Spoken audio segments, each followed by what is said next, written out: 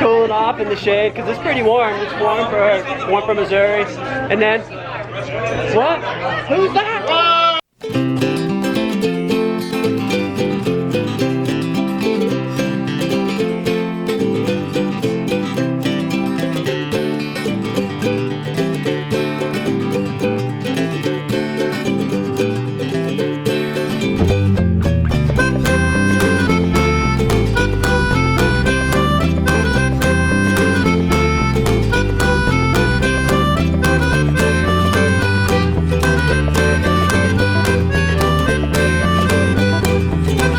Alright, here we are at Baker's Creek Seed Festival. And our goal here is to just meet with some folks, meet with a lot of like-minded folks. We have some plants that we want to get as well. But then I want to try to find some people that this is their livelihood. They sell plants, they sell wares, maybe they whittle things out of wood, whatever it might be.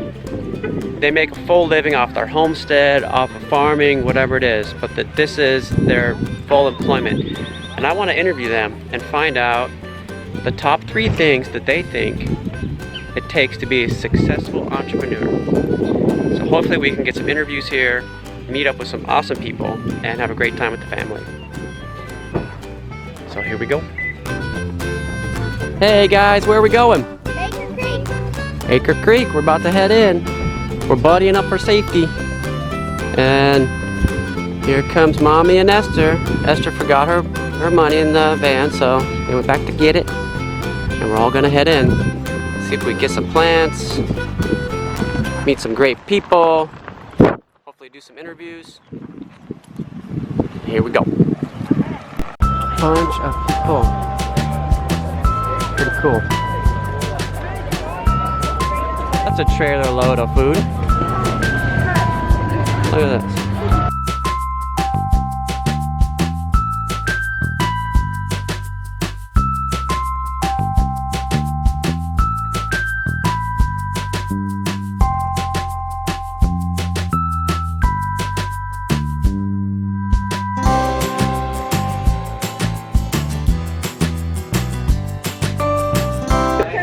Alright, having an awesome time here, Baker Creek, and came into this tent here, just cruising around with the family, hey, cooling off in the shade, because it's pretty warm. It's warm for Missouri. And then, what? Who's that? Oh, what's up, Homestead Homie? Homestead Homie, right here. But here's the only guy in the whole place vlogging, and I'm eating pizza. Had to catch him doing the real deal here. Now you know what he does all the time off camera. Yeah, eat.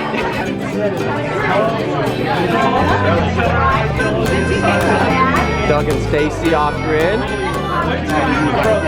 Here at the hoedown. I'm Kip. Kip, it's very nice to meet you. I think you will really enjoy this presentation coming up. What I have here is a couple who they're just a fun couple. They gave up their life in the corporate world to go out, get rid of everything, and become self-sufficient and off the grid. And so at this time, I'd like to introduce to you, Stacy and Doug. So this is Off Grid with Doug and Stacy. I'm Doug. And I'm Stacy. We have a YouTube channel. It's called Off Grid with Doug and Stacy, where we kind of share our journey on what we've been doing. So we left 6 years ago. We lived in the St. Louis metropolitan area, and we lived in like a 3,000 square foot house, and we had like all the cars and all the payments and all the headaches. And we sold our businesses, and we moved out to 11 acres. And I built an actual log cabin out of white oak that was harvested in our area. And I did it in 90 days with hardly any carpentry skills. That's what we're doing right now. So we share our adventures with you guys. And if you're not knowing us, then maybe you'll check out our YouTube channel, follow us along. We talk about fermenting, we talk about health, we talk about growing your own food, knowing where your food comes from. We have a rainwater catchment system, and we're going to kind of go over all this kind of stuff with you guys. A lot of people ask us why we did it. You know, are you guys crazy? Because we left. I mean, we had running water, we had electricity. The compost that we use from our human owned system in 5-gallon buckets, we use sawdust, and it provides a compost that you can use on your berry plants, your trees, your vegetation, and this method has been around for like thousands of years, okay? And it's just a much better, a greener way to take care of that byproduct that we have from when we use our food, and you know, that's a beautiful thing. And people ask me all the time, oh, I can't poop in a bucket, or, you know, how do you do it? But I mean, our toilet looks like a regular toilet, and we cover it with sawdust. You just need a means, you know, that's like that. And sawdust works really great. And I prefer, I mean, my whole life I've had a toilet until 6 years ago. I prefer this better than my toilet because I never liked, you know, the toilet's wet, the tile around there is wet. I just never liked the toilet. And this is very clean. It doesn't ever smell at all. If it smells, you didn't have enough sawdust. I use essential oils to clean, and it's great. I love it. And the best part about it is the byproduct is something that you can give back. Don't get me wrong, you just don't like have a pile of that stuff and then like throw it on your food. There's like a whole process that you have to go through before it becomes sanitary enough for you to use it. No, it takes a couple years. Yeah, there's a whole process. And but let's keep talking about electricity. yeah, we don't have none. Okay, so how do I cook? You know, people are like, well, how do you cook? Well, these are questions that we get a lot of because people can't grasp it. Cooking. So I use a wood-burning cook stove, a good old Baker's Choice wood-burning cook stove that we put wood in. And the benefits of that are, you know, we save a lot of energy. We don't have an electric bill, of course. But then, you know, you stay in physical fitness because, you know, you're chopping the wood. That's the byproduct of it. He does. I'm out running around doing everything else. Oh, no. I mean, the food, I just like the way I have the whole top that I can cook on. It's just a great way. It heats our house.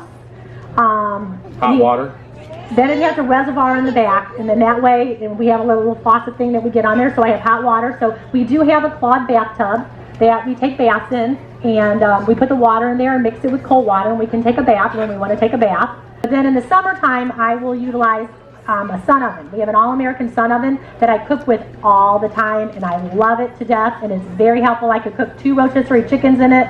I can do roast. I could cook a dessert and a meal in it, and it's wonderful. And so that's how I cook with, mostly in the summer, and then we have a propane grill too that we use. Yeah, basically the study shows that children who are exposed to farms, organic farms, right, or even just being outside a lot, playing in the dirt, that they suffered less amounts of asthma and allergies. Because when you're playing in the dirt, you're exposed to all these different types of bacteria and strains, and it's good for you to help your immune system.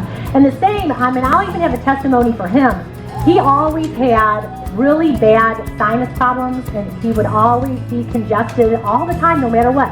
And we were making our diet pristine, you know. I mean, I was just like on and on and on, and I'm thinking, why are you still, you know, having snot? Why is that? Why is that? Because I was wearing shoes. Well, and that was part of it. But then the other thing was, I guess he's an adult too. Children are going to notice this effect quicker. And so I think over the time when we were there, you know, another year, then eventually from our lifestyle, he has no sinus problems. He doesn't get snotty at all. The one thing, if you can notice, my lovely husband here is barefooted. How many people go barefoot? Barefoot, it has a name. It's called grounding now. Everything you know now in this day and age has to have a name. But grounding is basically you becoming one with the earth, and you get that force into your body, and it sounds crazy, but I was just listening to, want to drive up here, a lecture, and it was so cool, and I'm like, oh good, it's about grounding. And he said that they tested the blood of people, and within minutes of them going to the ground, the structure of the cells in the body was totally different and changed. We've had like total crop failures. Like you guys saw how wet. I mean, most people live in Missouri. I mean, like the last week, it's like my grass was drowning. So we go off of redundancy. So we have the back to Eden style garden method, and we also do raised beds, and then we also have a greenhouse. So if one of our systems fails, like 1 year we got so flooded out. This was 2 years. We had, first year we had a drought. Yep. We had a drought. Everything was bad. Second year Was too much rain. Everything died. Yep. And it got really bad. We did save some stuff, but for the most part, you know, it was crop loss. So we try to have different ways in place so we can grow that food. So if one does fail, we have the backup of the other one. So that way we can always continually have our shelves being replenished. And back to the fermenting thing, in case you don't know about fermenting, but a jar or what you ferment can last 6 months to a year, easy. And that is the original, that's the OG of food preservation, is fermenting. That's like totally the oldest, like ancient way of preserving your food is fermenting. So a little salt, or you can use like whey or something to help preserve it. So it's very simple. We have a motto that we say all the time, because some of you guys are like, I'm not going to go off grid, I'm not going to give up my electricity, or I still live in the subdivision. Yeah. Our thing is do what you can Where you are. where you are. Man, I just love it. We like sharing our journey because we think it helps people, and I think that a lot of people, they're really getting like sick and tired of being sick and tired. So like, we don't have doctors, we don't seek their advice when we're having an ailment. We go to like our remedies, we do herbs, we do the foraging, we know what's going on in our environment around us, and we leverage all of that stuff to help keep us, maintain a healthy life and lifestyle. Woohoo! How to have fun, make your own fun.